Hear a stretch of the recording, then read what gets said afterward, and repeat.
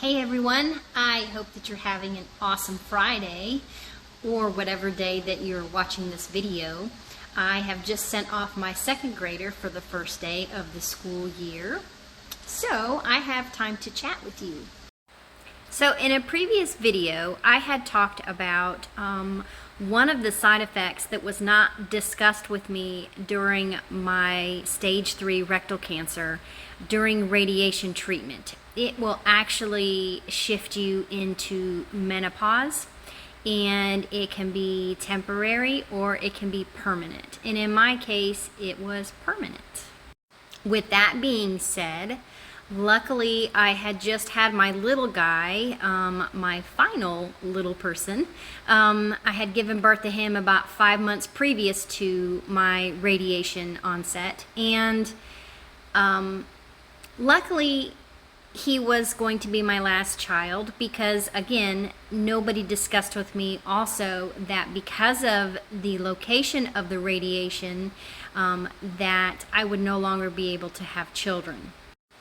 So I'm going to move forward, still in the past though. 4 years later after radiation, I had not had a period, menstrual cycle, whatever you want to call yours. I never had one after that, and so it was awfully strange. I had traveled to a 4-hour trip to Duke for treatment, and for whatever reason, I'll call it an event. I'm calling it an event because it wasn't an actual menstrual cycle, but it was enough to bleed through my underwear and also my pants, and it was an awful lot in a short amount of time, and it was gone within the same day. So that's why I call it an event. So obviously I was there to talk to my oncologist and treatments and everything, and the conversation was brought up. He of course wanted me to immediately contact my oncologist, so I made an appointment with him. And another subject is I can't have exams unless I'm put to sleep now because of something that was found out during a DNC procedure that was needed to figure out why I had this event. So I found out that, again, something that was not discussed with me is if you are a female and you are going to have radiation in your pelvic area, you more than likely might want to look into and discuss having a hysterectomy with your gynecologist and oncologist, because that is actually something I should have had done, and the doctor that performed my DNC was surprised that I didn't have one. So the results from the DNC, the reason why I had it is I should have not bled at all because I was basically postmenopausal at this point. I was not getting it back. I shouldn't have had anything.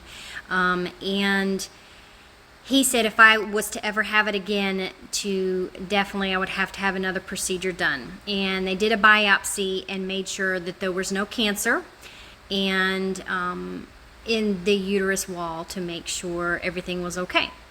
And in that procedure, some results were also found.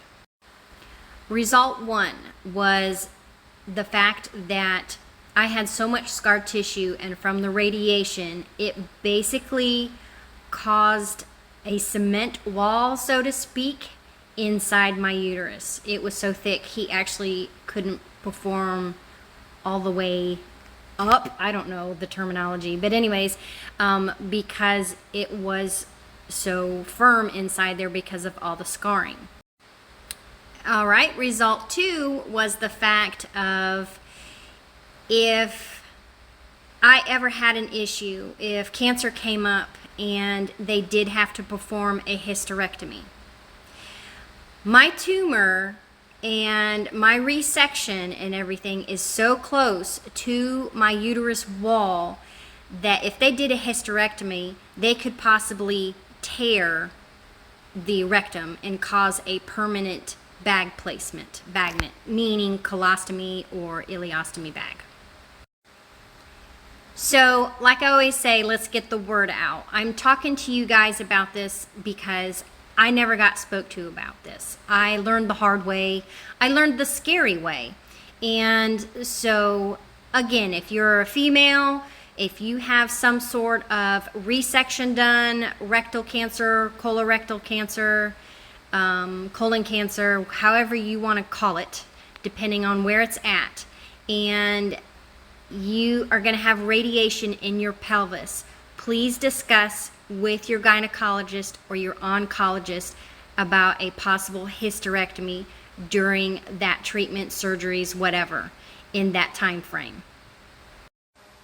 All right, well, that's all I got to tell you today. I'm sure that was enough info. Some of it was probably TMI for others.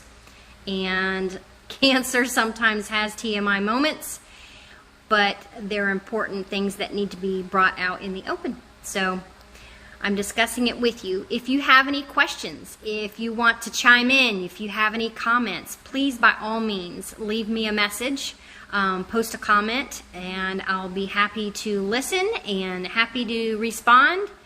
I hope you have an awesome day, and thanks for following me. You can be cancer-free, but never free from cancer.